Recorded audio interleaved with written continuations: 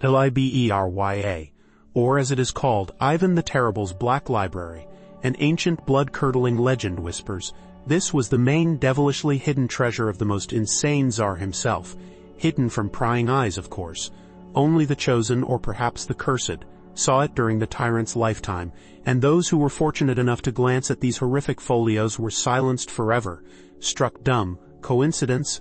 I don't think so. Whispers abound of manuscripts in dazzling gold bindings, drowning in a scattering of fabulous jewels, scrolls that belonged to the almighty Roman emperors, and even, oh the horror, Egyptian papyri. What was written there? Secrets of the pyramids, spells. Today, expert tycoons greedily estimate such a collection would eclipse all the world's treasures, the value over $1 billion, more than 1 billion million euros, a sum unthinkable for entire nations. Who owns it now? For 4 bloody centuries, desperate treasure hunters have been scouring all over Russia, but every time, according to sinister legends, something stands in their way, something inexplicable. An invincible mystical force, a curse. One pious seeker, trembling, publicly declared, if he finds it he'll burn it to ashes, so that all this black magic abomination does not fall into the hands of people for their temptation. So something truly terrifying is there? So what is it? Did this devilish Liberia actually exist? Is it alive now, waiting for its master? Or is it just the most insidious myth in history, driving people to lose their minds and lives in search of Ivan the Terrible's library? But where did this collection of deadly knowledge come from? Expensive, fabulously rare handwritten folios, supposedly the basis of the library, appeared in Russia thanks to the mysterious Byzantine princess Sophia Palaiologina, the grandmother of that very Ivan the Terrible. In the 15th century, she married Tsar Ivan III, and, according to a soul-chilling legend, brought with her as a dowry a unique collection of books from ancient Byzantium. Nobody knows exactly what kind of manuscripts these were, perhaps treatises on black magic, but it is assumed that they were written in ancient Greek and possibly contained actual ancient Egyptian manuscripts. The legend also sinisterly states that some of these texts were translated into Russian by the famous translator, Maximus the Greek. Fearing the terrible fires that so often raged in those times, Sophia, as the legend claims, hid the manuscripts in the dungeons of the then wooden Kremlin. Later, Ivan the Terrible inherited this collection of books from his grandfather, Ivan III, and, apparently obsessed with the same secret, also tightly hid the priceless folios in underground hiding places. What made them hide these books so frantically? However, 4 centuries of agonizing and fruitless searching have led some skeptics to a shocking conclusion. Liberia is a fiction, according to them. It is possibly the most famous and most insidious myth in Russian medieval history. Historians digging into 16th-century books and the epic of Ivan the Terrible ironically express confidence. A massive library consisting of a huge number of unique ancient Roman and ancient Greek treasures is a fantasy. They argue this by pointing out that the state archives of that time, including Ivan the Terrible's archive, described his property in quite some detail, including documents and individual books. Specialist bores believe it is impossible for such treasures to have been hidden and concealed without reason. Claims that the library was hidden because of its special value cause genuine doubt. The Tsar's treasuries did store books in gold bindings with jewels, but on the contrary, they sought to display them at every opportunity to emphasize the sovereign's status. Why hide something that serves as such a symbol? Some historians believe there could have been no more than 12 books in the collection. As an example, they cite the library of King Edward III of England, which numbered 43 books, considered a great achievement of English culture for that era. It is assumed that without a dowry, Sophia might have brought only her personal books from Rome. Have people been chasing a ghost all these centuries? Nevertheless, romantics and desperate explorers do not lose hope of discovering that very mysterious collection. For 4 centuries, Liberia has been sought in the most incredible corners of Russia, in Vologda, Alexandrov, Ryazan, and the Kirillo-Belozersky Monastery, a true odyssey. Today, researchers are testing a new hot hypothesis.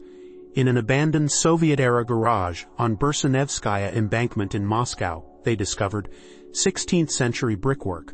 A lock tie was also found there, extracted from buttresses running along the wall, dating to the 16th century and made using a forging method similar to Damascus steel. Amazing. Vadim Mikhailov, an expert on Moscow dungeons, who has long been on the bloody trail of the vanished library, places huge hopes on this spot. According to his calculations, the entrance to Liberia might be exactly here, behind the brick wall adjacent to the ancient masonry, which, according to him, is very dense. Even if it's one brick thick, it's a very good one. Will the curse finally misfire? One of the main search locations remains Alexandrovskaya Sloboda, an ancient Russian ghost fortress in the Vladimir region, which became Ivan the Terrible's residence in the mid-16th century, where he moved to escape boyar intrigues. Did the cunning of the boyars drive him underground? Historians believe that the first thing the Tsar took with him, despite his seemingly semi-literacy, was books. Wow, this speaks volumes about his highest culture and the incredible value books held for him. Experts suggest that the books might be walled up in stone labyrinths beneath the fortress's foundation. Labyrinths of death? Recently, true professionals in georadar surveys from the Moscow Region Institute of Terrestrial Magnetism worked in Alexandrov. They were asked to survey the paths that Ivan the Terrible himself walked. Walking along such a path, they found right in the center an underground object, stone or brick, very much like an underground passage. That's where it got most interesting. That's when talks of the possible discovery of the library arose. Experts rushed to announce the find, and you can understand why. After all, georadar, a special device reliably indicating the presence of underground spaces, has proven itself in the most sensational cases. Candidate of physical and mathematical sciences Vladimir Kopeikin, the creator of this unique georadar, previously helped answer a long-standing, agonizing question for historians. Where did the remains of the warriors who perished in the 14th century at the Battle of Kulikovo disappear? The main problem of the Kulikovo field was the absence of burials at the battle site itself, which gave rise to many wild theories, even claims that the event never happened at all, or was just Dmitry Donskoy's PR. What a disgrace. Georadars, fortunately, discovered in ancient trenches an amazing loose and whitish layer between the clay and black earth, resembling the crushed bones of an old animal. Physiochemical analysis of the samples confirmed. It's ash. Without this discovery, perhaps the entire history of the country would have had to be rewritten. What a device. The georadar also helped with another curious find. A large meteorite fragment that fell near Chelyabinsk on February 15, 2013. Alexei Popov, a leading researcher at the Institute of Terrestrial Magnetism of the Russian Academy of Sciences, was on the team that raised the meteorite from the bottom of Lake Chebarkul, using long 6-meter flexible antennas to survey a 100 by 100 meter area of the bottom, finding a characteristic anomaly. Miracles of technology serving science and mystery hunters. In the case of the meteorite, the georadar didn't fail. But could it find the devilish hiding place in Alexandrovskaya Sloboda? The device coped with its task, showing an anomaly, but the treasure once again slipped away. Curse. Upon lowering a television camera into the drilled hole, researchers saw only rusty pipes which turned out to be part of a forgotten heating system. What a letdown. In the researchers' own words, with an embarrassed smile, this was not the most stellar hour in our history. Understatement. In the search for the library, the tireless archaeographer Boris Morozov also distinguished himself, having dedicated many years of his life to this. He managed to find a book that he believes belonged to Sofia Palaeologina herself, and then to Ivan the Terrible. This is a so-called herbalist, or a guide to medicinal herbs. Morozov is sure this manuscript miraculously survived from the real library. That kind of real library of Ivan the Terrible. He suggests the book was important to the Tsar. As a child, he might have looked at the curious pictures, and in his last years he suffered from ailments for the treatment of which a herbalist was needed. The book disappeared from the Tsar's library, under the scandalous Peter the Great, ended up in a private collection, and in the 20th century it was found in the library of the Kharkov Institute, and here begins the mysticism. Boris Morozov miraculously managed to acquire an engraving from this herbalist among Parisian booksellers along the Seine embankment. How? The historian is convinced He holds a part of the mysterious Liberia. But if one volume of the library has been found, where are the hundreds of unique manuscripts? Historians lean towards the version that there were significantly fewer, perhaps no more than 12, as already mentioned. Claims that the books were hidden because of their exceptional value still cause heated debate, as such items were usually displayed and boasted about. It is not excluded, however, that Sophia Palaiologina had something more serious than a herbalist. Among the people, the Byzantine princess was sometimes considered a sorceress, and this could have been the real reason why she hid the books in the dungeons. Journalist Irina Shlianskaya, a hunter of Moscow's mysteries and author of a number of articles about the lost library, notes that in Rus people were wary of everything foreign, and Sophia could have been considered a witch simply because she was a foreigner. How convenient. However, Shlianskaya doesn't exclude the possibility that the books could indeed contain deep knowledge, magical, for example, occult. There it is. Probably some terrible spell lies on Liberia.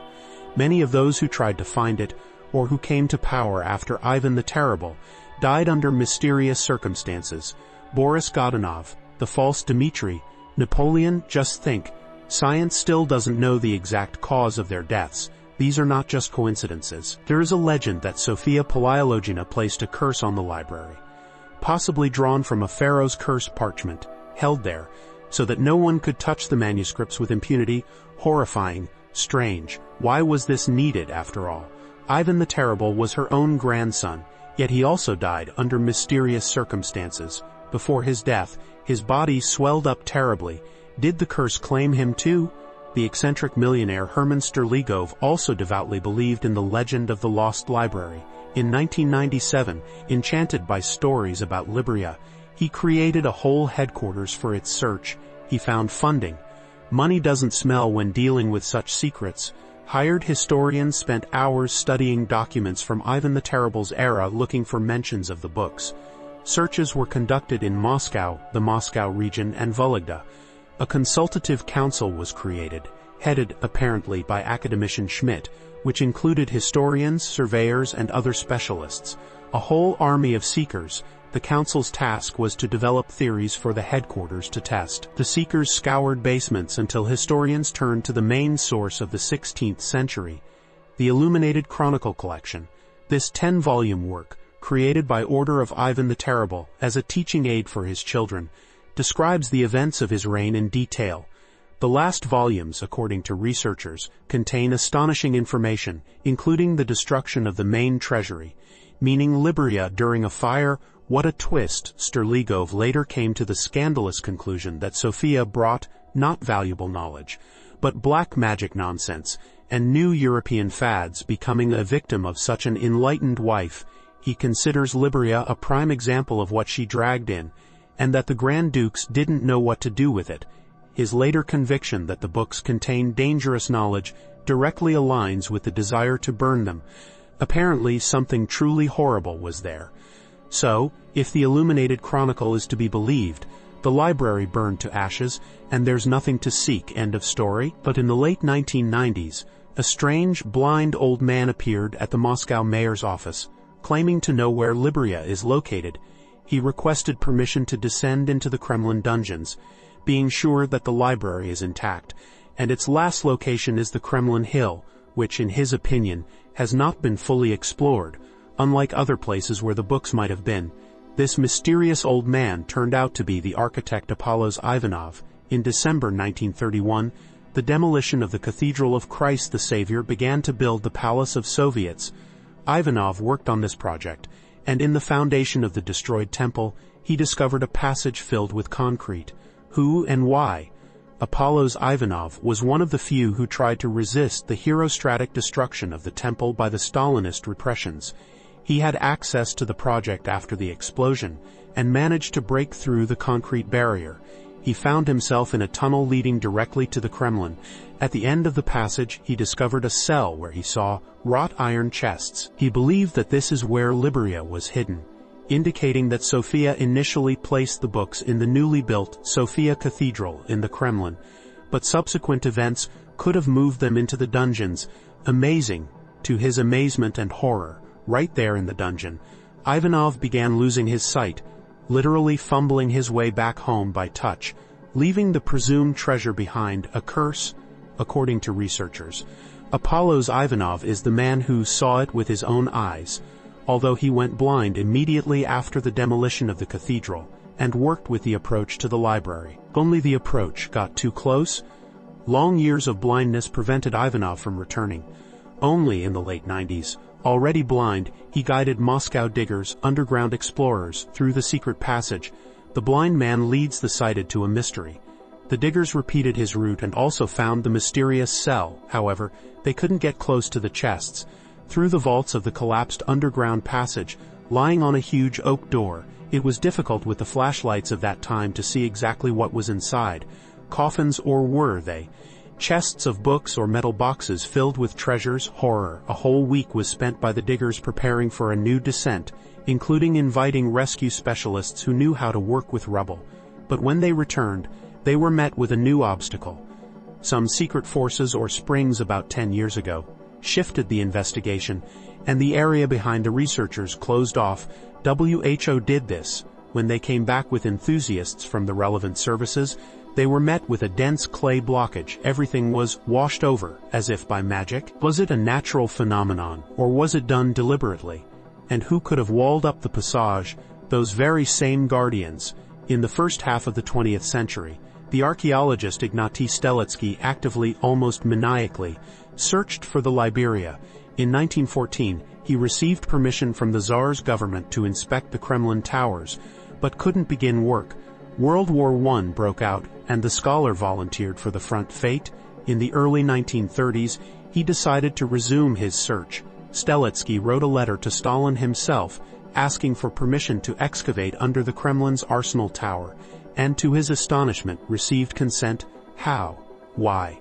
Steletsky's activities, who was dubbed the greatest enthusiast of this endeavor, included extensive work studying the Kremlin's catacombs, the existence of which is undeniable.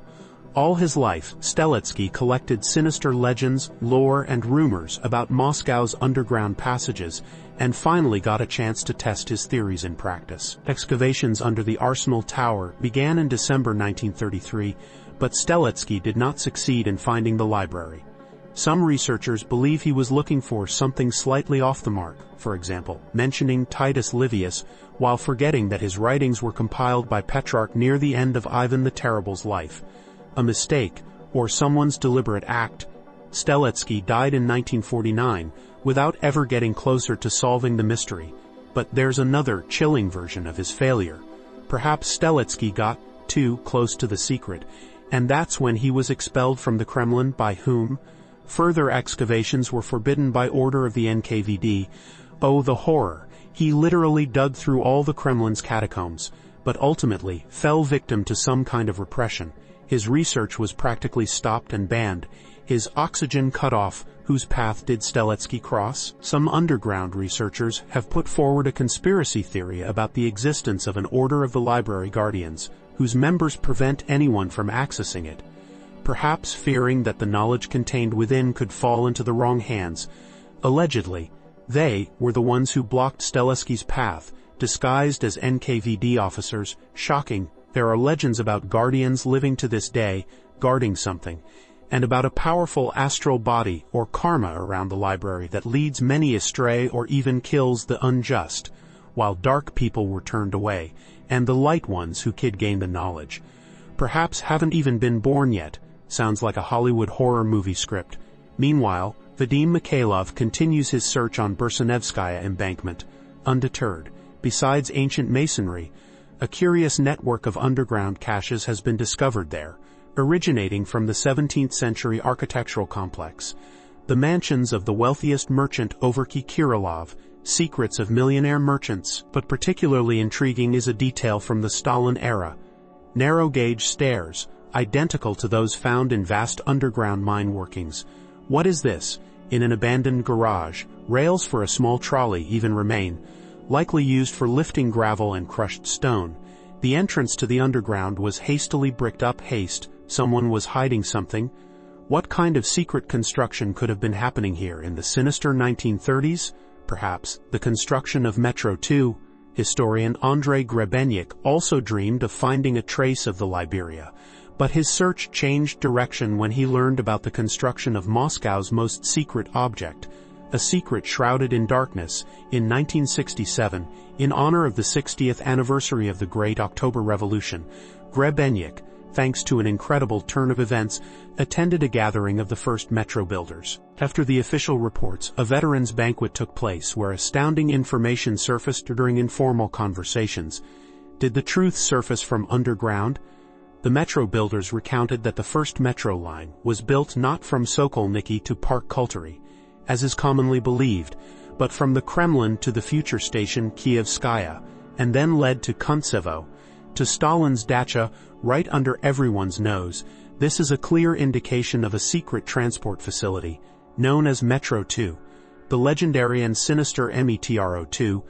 Legends about this object are numerous and terrifying, from a hidden gold reserve to builders walled up alive, sent chills down the spine.